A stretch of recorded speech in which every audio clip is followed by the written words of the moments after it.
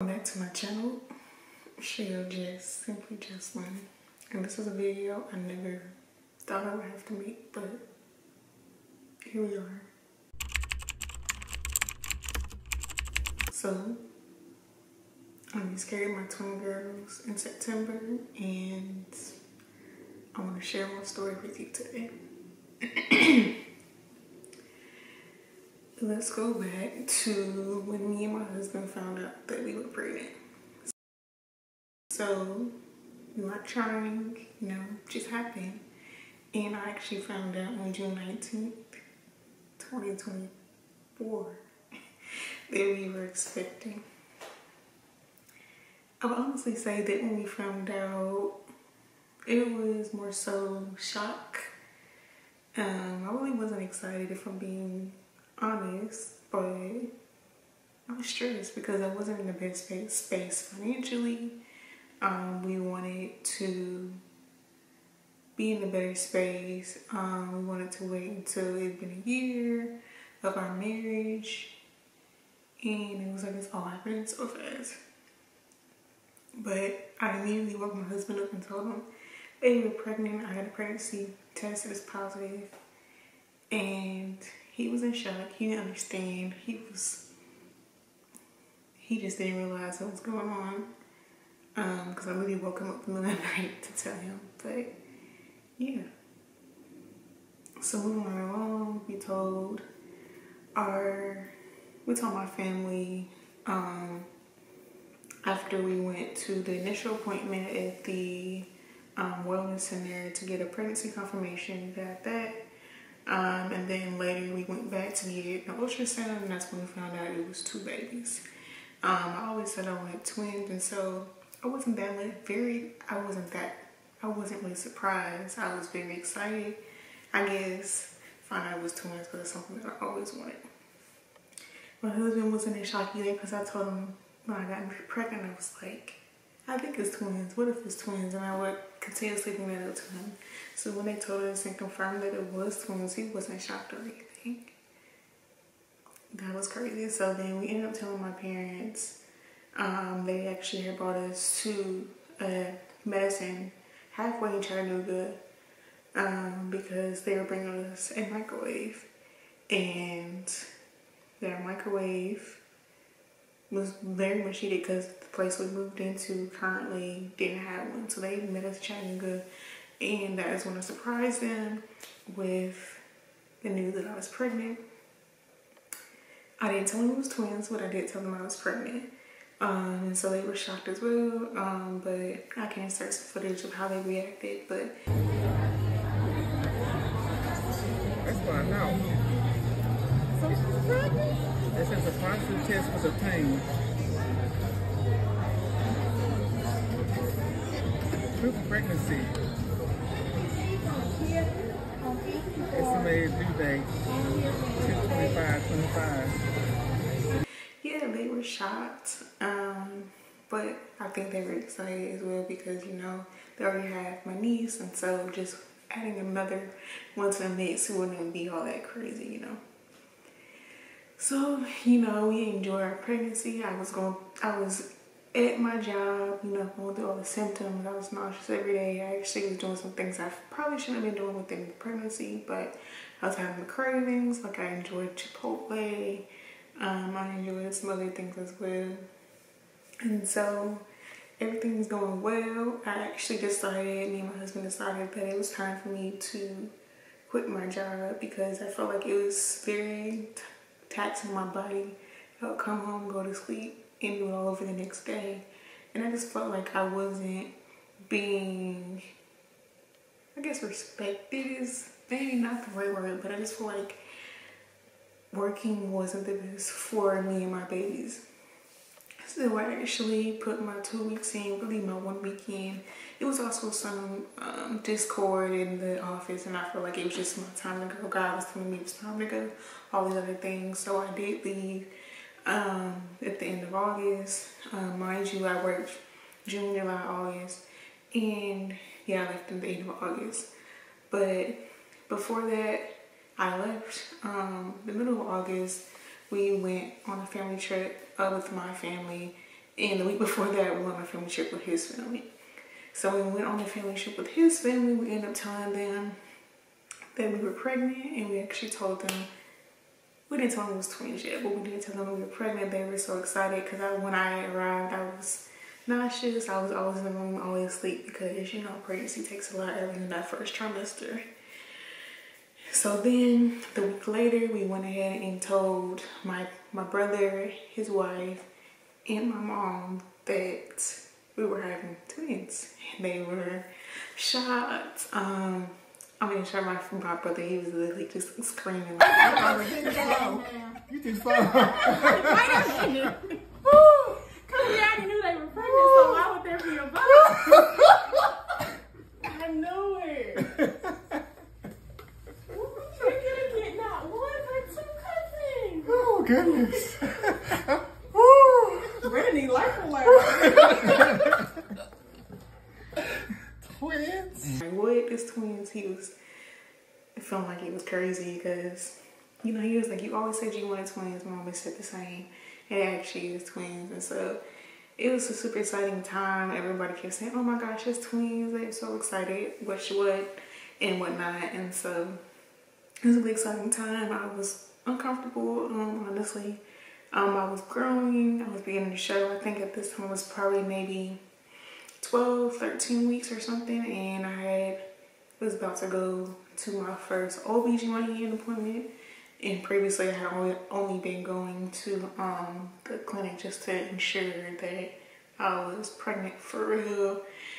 And I was taking my, you know, my prenatals, all this stuff, just trying to do everything to make sure that it was a healthy pregnancy. So moving back along to the end of August, that's when I quit my job and I went back to my parents' house. We had a little cookout, and that's when I told the closest people to me that I was pregnant. We wanted to wait until the second trimester to show that I was pregnant, or to tell I was pregnant, because you know, once you make it to the second trimester, it's usually the safe zone or whatever. And so we waited. We told them, we told my closest aunt, my aunts, my godmothers, and my uncles. So we told them. They were very excited, especially my godmother. Like, she was super excited, saying I was gonna be a great mom and stuff. And originally we just walked in and it just said baby on the way, on the wall, or on the fireplace. It was like this hanging thing that said baby on the way. And so I just wanted them to walk in and, like, you know, see and just see how they would respond. And so when they finally figured out, they were excited or whatever. I didn't tell them it was twins until it was time for dessert, because my mom cooked a little meal. I helped her cook as well. But it was time for dessert, and so we got this cake topper that said twice blessed, and it was like it's twins. I pulled out the ultrasound pictures and showed them it was twins. They were super, super excited. Like, what? You ain't got no more surprises, do you? It's not triplets. It's like, nah, it's just twins. Showed them the ultrasound pictures, super exciting. So, after that weekend, I was excited to have been able to tell people. If people were excited, that, like, I'm gonna be checking with you more, and that is when what happened. That is when we came back to our house here, and a few days later, I was sleeping, all of a sudden I just felt something gushing. And I'm like, why am I gushing? Did I pee on myself? I know I've been, like, having to go to the bathroom all the time. Did I pee on myself? So I go to the bathroom, my wipe and whatnot, and I'm like, this ain't pee, because I peed, and I was like, I'm still gushing. Why am I still gushing? So I went to try to change my pants, because, like, okay, it's probably just pee, and I didn't know what was going on. Went to change my pants, and by the time I got back to the bathroom, I had put, like, a tissue paper TMI between me so I wouldn't leak all over the floor. But I came back and I was still gushing everywhere. It was like the toilet paper was soaked by the time I got done. So I'm like, I don't think this is normal to let my water break. And at this point I was 15 weeks. So I did my water break, like, what is really going on? So I woke up my husband and I was like, babe, I think something's going on. He's kind of freaking out. He tells me to call my doctor, so I call, you know, like the emergency line. I think it was like 2 o'clock in the morning or something like that. Call the emergency line, and they're like, well, we can't really help you, so you need to go to the hospital, see what's really going on. So we go to the hospital. Mind you, I hate going to the hospital. I hate going to doctors. I hate all this stuff. We go to the hospital and I'm like, yeah, check in. I'm like, I think my water's broken. I'm 15 weeks. I honestly don't think they thought I was being serious. I think they thought I was just talking. I look young or anything. So I think they were just throwing me off. But they went back. They took me back, took my blood pressure and all that stuff. And while I was getting my blood drawn, I started leaking some more while I'm sitting there. And it was so much, it's like I peed on myself. And I'm like, no, I didn't pee myself. Like, I can control the bladder still. And so then the lady who was helping with the blood, who was definitely a godsend, made sure that she told the front and they got me back super quick. I got an ultrasound. They didn't tell me anything about this ultrasound, but I did get one. They rushed me up to the emergency room for OB or whatever. And yeah, I was sitting there in the room early in the morning, not knowing what was happening. Honestly, was ignorant in the fact that because it was so early, they wouldn't be able to have no life-saving measures. I thought they'd maybe be able to save my baby or something, but unfortunately, they told me that the baby was actually in the birth canal ready to, like her head was in my birth canal ready to come out. So I birthed my baby on September 5th in the triage room. And it was something that I never expected to ever happen. Like, you don't get pregnant and in the second trimester just to feel like you're gonna have a miscarriage. You think you made it your first trimester, you're in the safe zone. Fortunately, I delivered my first baby, Danielle, on September 5th. And it literally broke me and my husband. I called my mom at 4 o'clock in the morning and we were crying hysterically, and I was like, Mom, I just had to deliver my baby. I had to deliver my baby early at 15 weeks.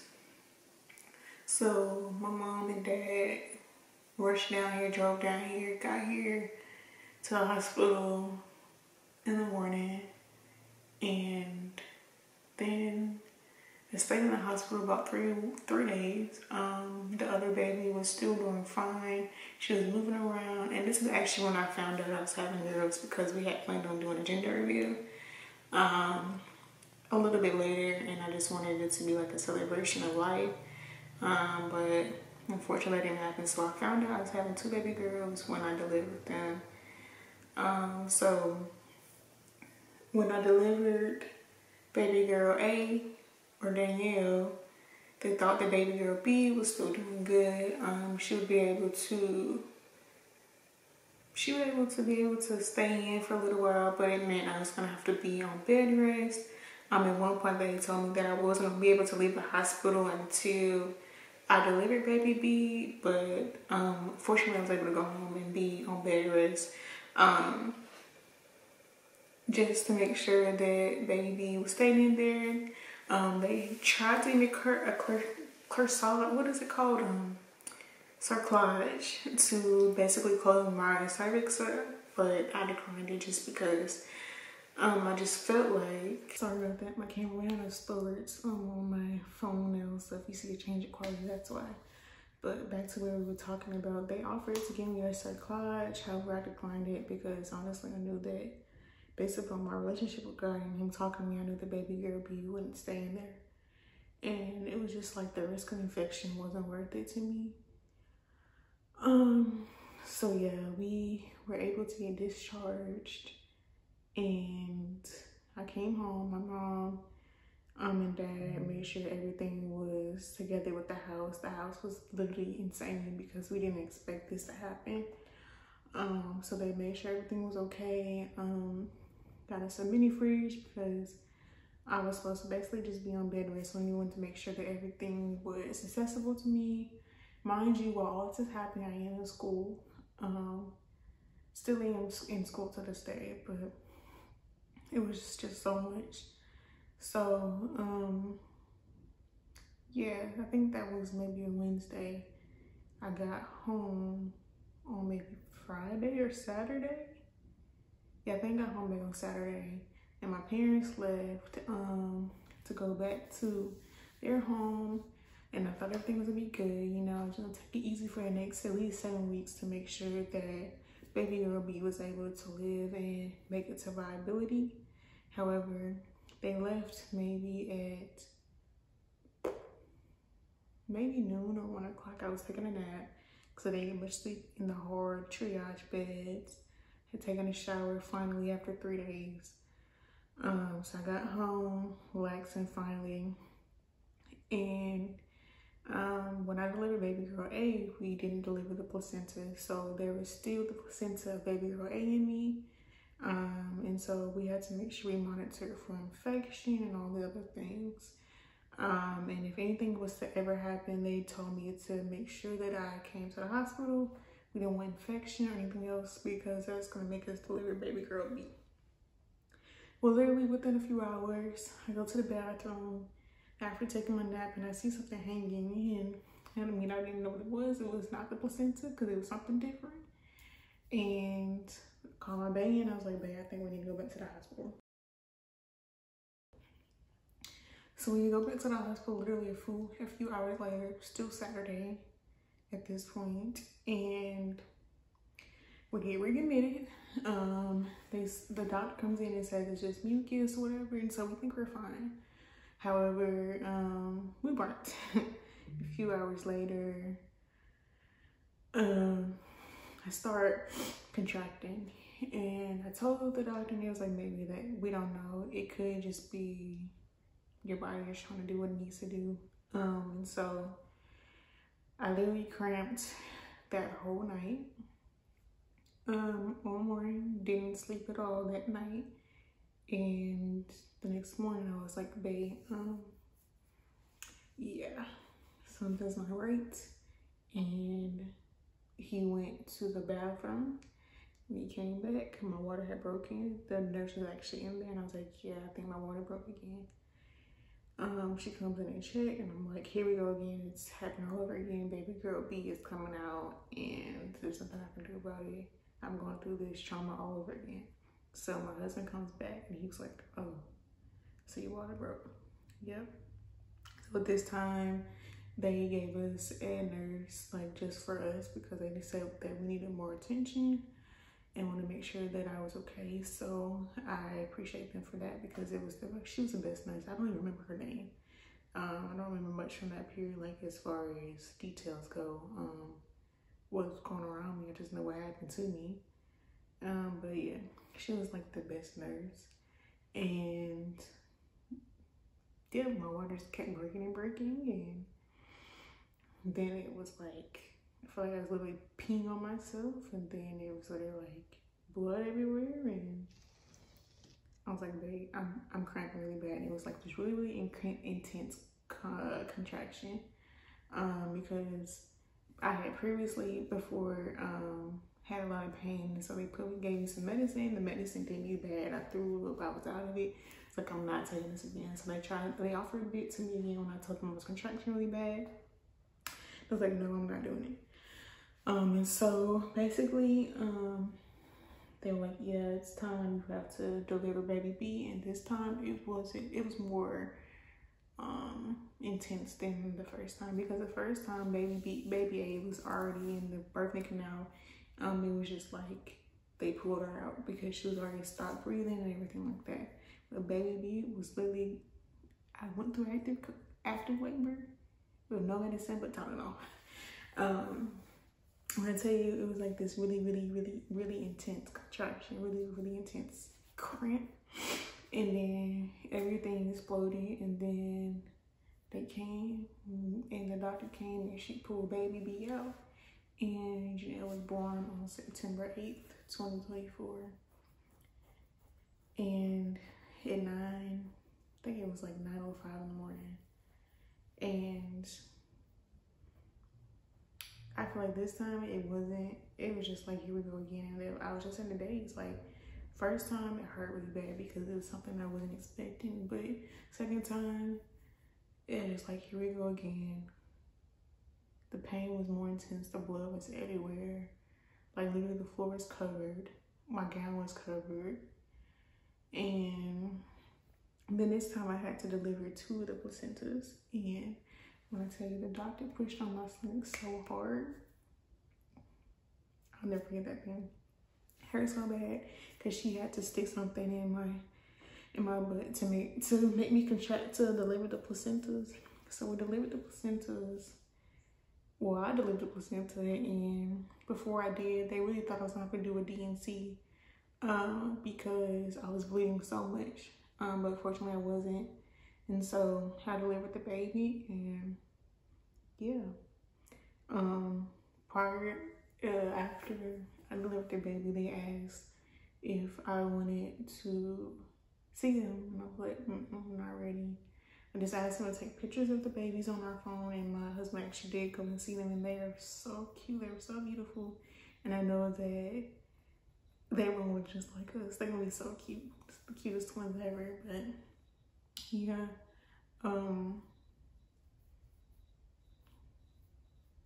it was rough. We ended up calling my husband's parents and my parents, and my mom felt very guilty because she had just left, literally just left.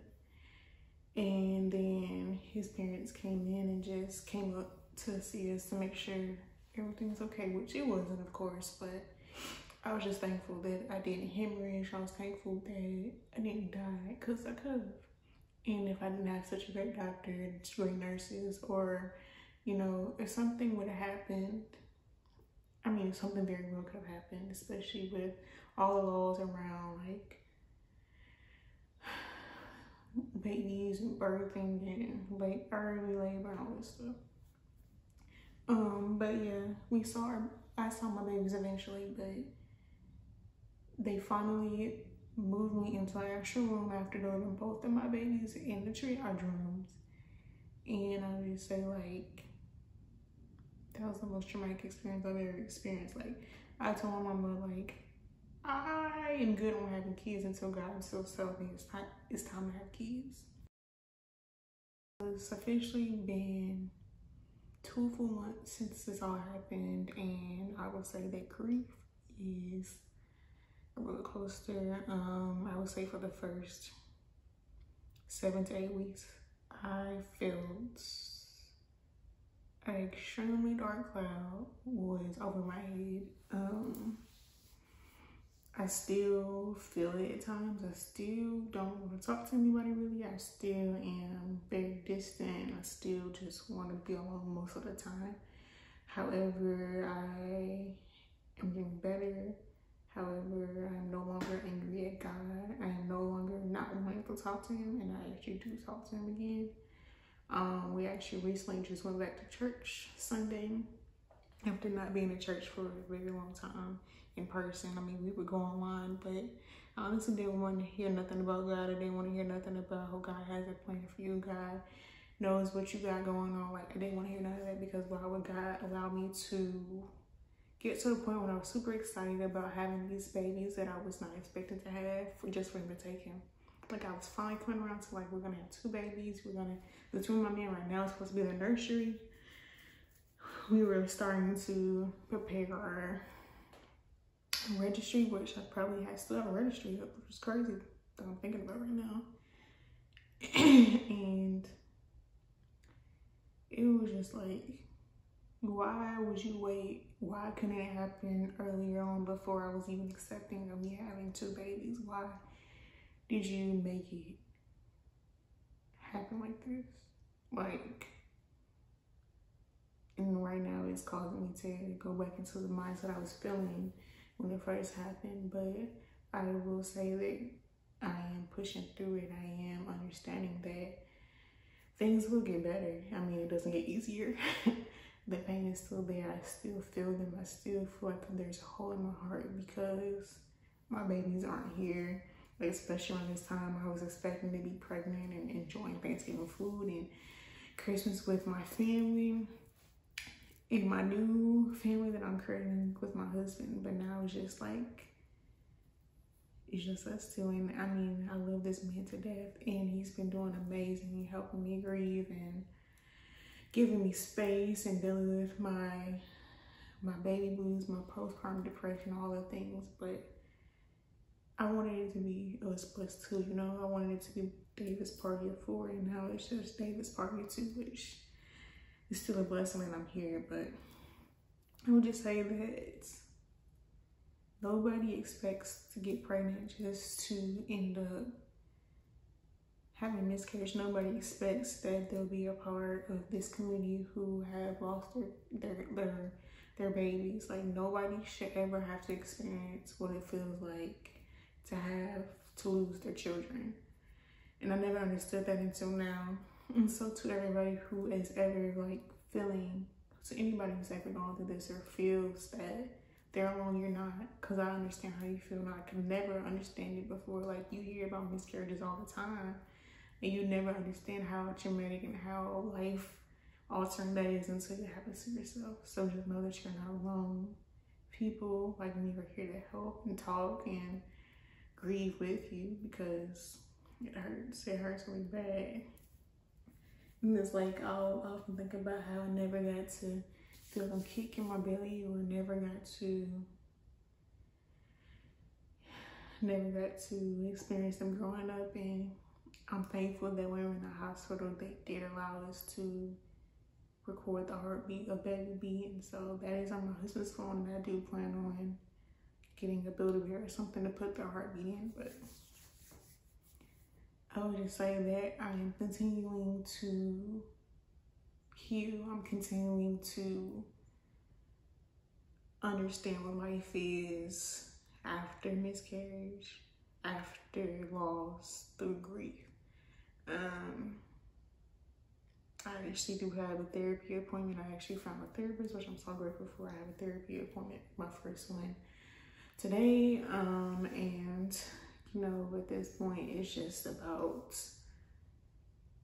growing through it and living with it. I will say again that I'm super grateful for my husband for being someone that I can actually grieve with, and being someone that actually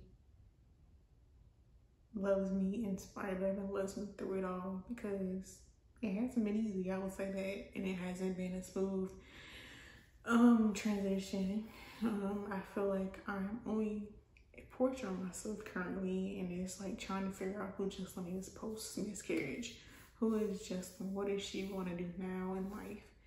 And I think that's one of the biggest reasons I'm sharing this story, because miscarriage is hard, and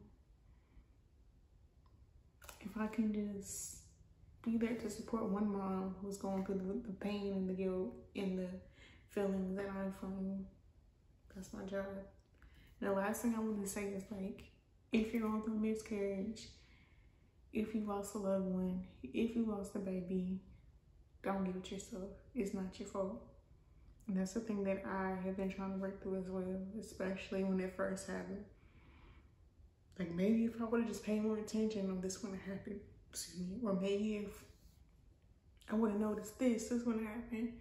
Or maybe if the doctors would have did this, it wouldn't happen. But stop blaming yourself. It's not worth the blame. It's not worth it. Stop blaming yourself.